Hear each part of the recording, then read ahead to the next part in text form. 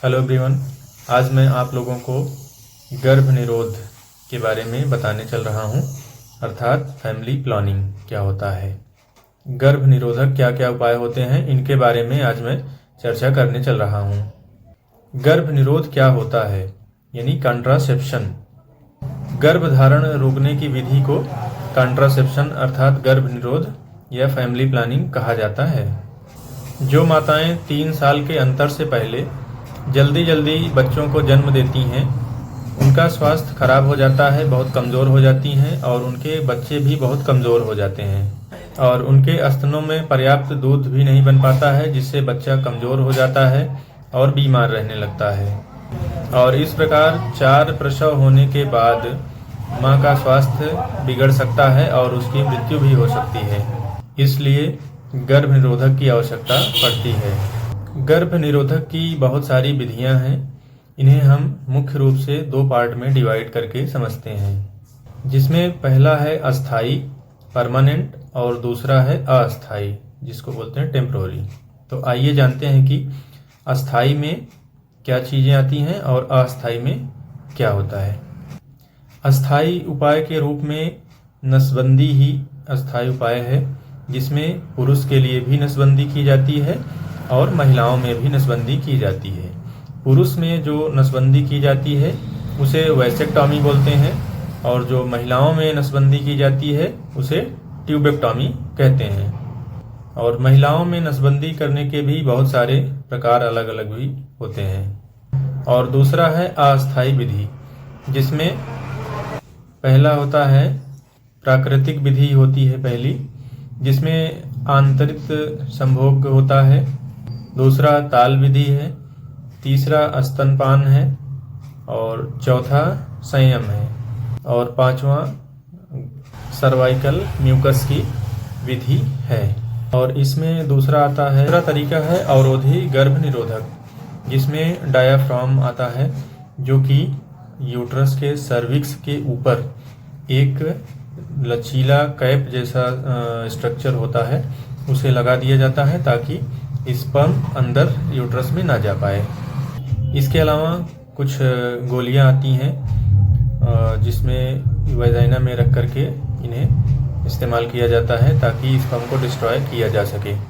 जैसे क्रीम और झाग वाली गोलियां आती हैं और जेली आती है, तो ये सब वजाइना के लिए आती हैं। इन्हें इस्तेमाल करके स्पर्म को डेट किया जाता है। और इसके अलावा IUCD intra uterine contraceptive devices आती हैं, इन्हें भी यूट्रस के अंदर इम्प्लांट किया जाता है, जिससे कि लंबे समय के लिए गर्भ निरोधक का काम ये करती हैं। जैसे कॉपर टी आती है, लूप आता है और मल्टी लोड आते हैं। इनके अलावा और भी आते हैं, लेकिन ये फेमस ज़्यादा हैं। और खाने के लिए भी आती हैं दवाइयाँ, टैबलेट आती हैं और इंजेक्शन्स भी आते हैं, जिनका उपयोग करके इनसे बचा जा सकता है। ठीक है। अनचाहे गर्भ से बचने के लिए ये सारी चीज़ें आजकल उपलब्ध हैं। इनमें से व्यक्ति के आवश्यकता के अनुसार कोई भी चीज़ इस्तेमाल किया जा सकता है। अनचाहे गर्भ से बचने के लिए आजकल जो सबसे उपयुक्त और प्रचलित उपाय है वो है खाने वाली गोलियाँ और IUCD इंट्रा यूट्राइन जो डिवाइसेस हैं, IUD भी कहते हैं इन्हें, तो ये ज़्यादा फेमस है आजकल। और पुरुषों के लिए जो उपयुक्त है वो है कंडोम और रिदम पद्धति और अंतरित मैथुन, ये पुरुषों के लिए सबसे ज़्यादा उपयुक्त होता है। नवविवाहित दंपत्ति में स्त्री में गर्भ निरोधक गोली सबसे अच्छा रास्ता है। और जिन्हें एक बच्चा हो गया है, एक बार गर्भवती रह चुकी हैं, उनके लिए IUD का इस्तेमाल करना अच्छा रहता है। और पुरुषों के लिए कंडोम एक सबसे सरल और सुरक्षित विधि है। OCP अर्थात ओरल कॉन्ट्रासेप्टिव पिल्स गर्भ से बचने के लिए बहुत ही अच्छा उपाय है, लेकिन यदि कोई और भी उपाय प्रयोग कर रहे हैं तो इसे नहीं करना चाहिए। ये गर्भ निरोधक गोलियाँ, इसमें एस्ट्रोजन और प्रोजेस्टेरॉन मिला हुआ होता है और ये 21 और 28 गोली के पैक में आती हैं। इन्हें बहुत सारी कंपनियां मैन्युफैक्चरिंग करती हैं, जो कि अलग अलग नाम से बनाती हैं, और ये गवर्नमेंट हॉस्पिटल में भी फ्री में उपलब्ध होती है। माला डी और माला एन के नाम से मिलती है, और उतना ही प्रभावी होती है जो कि आपको प्राइवेट में दवाएं उपलब्ध हैं, उन्हीं के बराबर का प्रभाव गवर्नमेंट वाली दवाइयों का भी होता है। ये दवाइयाँ भारत सरकार द्वारा विभिन्न स्वास्थ्य केंद्रों पर मुफ्त में उपलब्ध कराई जाती हैं। और गर्भ निरोधक गोली के रूप में एक सेंट ब्रोमन फार्मूला का सहेली के नाम से भी एक ब्रांड आता है, जो कि हार्मोनल नहीं है। ठीक है, ये नॉन हार्मोनल ड्रग है, तो इसे भी इस्तेमाल किया जाता है ताकि हार्मोन से होने वाले साइड इफ़ेक्ट से बचा जा सके। हार्मोन वाली दवाइयों के कुछ साइड इफ़ेक्ट्स भी होते हैं, जैसे मोटापा होना, सिर में दर्द होना, खून की नसों में खून का जमना और बीपी का बढ़ना, ठीक है, मोटापा बढ़ना, कोलेस्ट्रॉल का बढ़ना, ये सारे साइड इफ़ेक्ट्स भी हार्मोन वाली पिल्स के होते हैं। जबकि ये सहेली जो टैबलेट है उनमें ये सब साइड इफ़ेक्ट्स नहीं होते हैं, तो आप अपने चॉइस के अनुसार इसे सेलेक्ट कर सकते हैं। सरकार के द्वारा जो माला डी और माला एन दवाइयाँ मुफ्त में उपलब्ध कराई जाती हैं, उन्हें महामारी आने के 5वें दिन से स्टार्ट किया जाता है और प्रतिदिन एक गोली लेना होता है। यदि किसी दिन भूल जाते हैं तो अगले दिन 2 गोली खाना रहता है, और ये 21 दिन चलता है। 21 गोली का स्ट्रिप रहता है, तो 21 दिन ये दवा चलती है। उसके बाद इसे बंद कर दिया जाता है। फिर अगले मेंस्ट्रुअल साइकिल में 5वें दिन से फिर इसे स्टार्ट किया जाता है। इसी तरह इसे हर महीने लेना होता है। जो महिलाएं 35 वर्ष से अधिक उम्र की हो गई हैं, उन्हें इसका सेवन नहीं करना चाहिए। ये दवाइयाँ कुछ परिस्थितियों में बंद कर देना चाहिए। यदि किसी का बहुत तेज सिर में दर्द होने लगता है और हाथ पैर में दर्द होता है, आँख में कोई समस्या होती है, जैसे आँख से धुंधला दिखाई देने लगता है, वज़न आपका बहुत ज़्यादा बढ़ने लगता है, सीने में दर्द होने पर, और कोई भी ऑपरेशन करवाने से पहले इसे बंद कर देना चाहिए। और यदि मासिक धर्म में कोई गड़बड़ी हो रही है तो भी इसे बंद कर देना चाहिए, और जब आप गर्भ धारण करना चाहती हैं तो भी इसे बंद कर देना चाहिए। OCP के कुछ पत्ते 28 गोली के होते हैं, तो जिनमें 21 गोली हार्मोन की होती है कंट्रासेप्शन के लिए, उसके बाद 7 गोली आयरन की होती है। तो जो सफ़ेद वाली गोली होती है वो जब ख़त्म हो जाती है तो उसके बाद अलग रंग की जो गोली होती है उसे भी 1 गोली प्रतिदिन के हिसाब से चालू रखना चाहिए। इन गोलियों के साथ किसी विशेष आहार की ज़रूरत नहीं होती है, और यदि सर्दी, जुकाम, बुखार, ये कॉमन समस्याएं हो रही हैं, हल्की फुल्की कोई समस्या हो रही है, तो गोलियों को बंद नहीं करना चाहिए। कुछ महिलाएं जब ये गोलियां शुरू करती हैं तो उनमें 2-3 महीने तक कुछ प्रेगनेंसी के सिम्टम्स आते हैं, जैसे स्तनों का कड़ा हो जाना, और मॉर्निंग में सुबह के टाइम उन्हें उल्टी जैसा फीलिंग होना या उल्टी हो जाना, ये सिम्टम्स होते हैं, क्योंकि इसमें वो हार्मोन होते हैं इन गोलियों में, जो कि प्रेगनेंसी के टाइम पे भी वो हार्मोन निकलते हैं। तो ये हार्मोन जो आप बाहर से ले रहे हैं ये आपके ब्लड में चले जाते हैं, और इन्हीं की वजह से वो सिम्टम्स उत्पन्न होता है। इन लक्षणों को देखकर घबराना नहीं चाहिए। ये 2-3 महीने में अपने आप ठीक हो जाते हैं।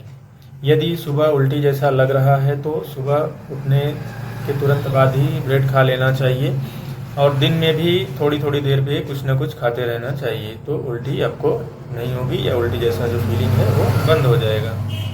जो महिलाएं लैक्टेटिंग मदर हैं, यानी बच्चे को दूध पिला रही हैं, तो उन्हें ये दवा 6 महीने तक नहीं लेना चाहिए, क्योंकि जो माताएं बच्चे को दूध पिला रही हैं उनमें 6 महीने तक अपने आप ही कॉन्ट्रासेप्शन बना रहता है, इसलिए उन्हें किसी भी चीज़ की ज़रूरत नहीं पड़ती है इस प्रकार की।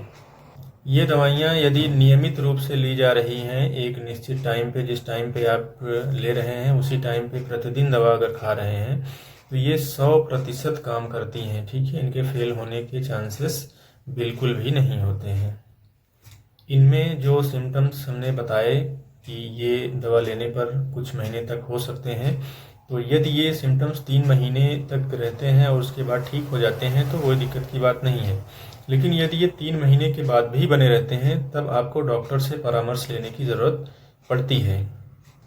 इनके अलावा कॉन्ट्रासेप्शन के लिए इंजेक्शन आता है जो कि 3 महीने के लिए प्रभावी होता है। 3 महीने के बाद आपको फिर से रिपीट करना पड़ता है और ये इंजेक्शन कॉस्टली भी हो जाता है और इसके कुछ साइड इफ़ेक्ट्स भी होते हैं, इसलिए इसे ज़्यादा इस्तेमाल नहीं किया जाता है। ठीक है, इसे कुछ महीने के लिए, जैसे 2-3 महीने के लिए यदि आवश्यकता है किसी को तो इस्तेमाल कर सकते हैं, लेकिन लंबे समय तक बार बार रिपीट इसे नहीं करना चाहिए, नहीं तो इसके भी साइड इफ़ेक्ट्स काफ़ी आपको देखने को मिल सकते हैं। आइए अब जानते हैं कि IUCD, जिसे हम कहते हैं इंट्रा यूट्राइन कॉन्ट्रासेप्टिव डिवाइस या IUD इंट्रा यूट्राइन डिवाइस, ये क्या होते हैं और इन्हें किस तरह से उपयोग किया जाता है। एक अस्थायी समाधान होता है, अस्थाई में ये नहीं आता है। तो आइए जानते हैं। इनका उपयोग एक जो प्रशिक्षित नर्स होती हैं या डॉक्टर के द्वारा इन्हें यूट्रस के अंदर इम्प्लांट किया जाता है और ये काफ़ी प्रभावी होती हैं और लंबे समय तक इन्हें यूट्रस में रखा जाता है। लगभग 3 साल तक ये प्रभावी होती हैं। उसके बाद इन्हें निकाल करके फिर से दूसरा इस्तेमाल किया जाता है। इसमें जैसे कॉपर टी होता है, कॉपर 7 होता है, जिंक 7 होता है और मल्टी लोड आदि ये आते हैं। इसके अलावा एक लिपिज लूप भी आता है जो कि अंग्रेजी के S के आकार का होता है। अंग्रेजी के जो SS लिख दिया जाए तो इस आकार का ये होता है और ये प्लास्टिक का होता है। ये शरीर के लिए नुकसानदायक नहीं होता है। इसके अलावा कॉपर टी आता है जो कि टी के आकार का एक कॉपर का उपकरण होता है जिसे यूट्रस के अंदर इम्प्लांट किया जाता है और ये यूट्रस के ऊपरी भाग में ही रहता है जनरली, और इसमें नायलॉन का धागा इसके निचले छोर में लगा होता है इसके। और भारत में यह कॉपर टी सभी परिवार कल्याण केंद्रों पर निःशुल्क लगाया जाता है। भारत सरकार के द्वारा इसे निःशुल्क लगाया जाता है और ये 3 साल के लिए प्रभावी होता है। और कॉपर टी निकलवाने के बाद आप फिर से गर्भधारण कर सकती हैं और इसमें प्रजनन क्षमता पर कोई इफ़ेक्ट नहीं आता है। ये 3 साल के लिए लगाया जाता है और यदि इसे चाहें तो बीच में भी निकाल सकते हैं। यदि कोई चाहता है कि गर्भधारण बीच में करना चाहता है तो उसको बीच में भी निकलवा करके ये गर्भ को धारण कर सकते हैं। कॉपर टी उन्हें लगवाना चाहिए जो कम से कम एक बार गर्भधारण कर चुकी हैं। जिन्हें एक संतान हो वो कॉपर टी लगवाएं तो उनके लिए ज़्यादा अच्छा रहेगा। जो नवविवाहित हैं जिन्हें गर्भधारण नहीं हुआ है तो उन्हें ये नहीं लगवाना चाहिए, नहीं तो पेल्विक रीजन में इन्फ्लामेशन होने की संभावना रहती है जिससे आगे चलकर बच्चे होने में समस्या पैदा हो सकती है। इसका उपयोग तभी करें जब 2 बच्चों के बीच में आपको गैप रखना है, 3 साल का गैप रखना है, तब आप इसका इस्तेमाल कर सकते हैं।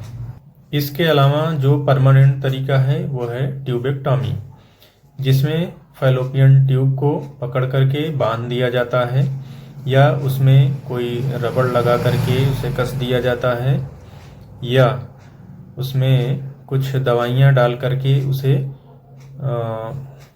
डिस्ट्रॉय कर दिया जाता है या फैलोपियन ट्यूब में क्लिप को फंसा दिया जाता है। ठीक है ना, तो ये परमानेंट तरीका है। ठीक है, ये एक छोटा सा ऑपरेशन होता है और इसमें बेहोश नहीं किया जाता है, सिर्फ ये इसको 4 से 6 घंटे में करके पेशेंट को घर जाने के लिए छोड़ दिया जाता है। इसमें कोई दिक्कत नहीं आती है, ना ही बहुत ज़्यादा इसमें दर्द होता है।